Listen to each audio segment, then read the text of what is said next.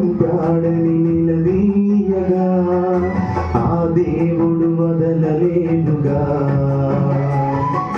ప్రతీకారం తీర్చాలని మొరపెట్టగా కయీనుని వదలలేదుగా.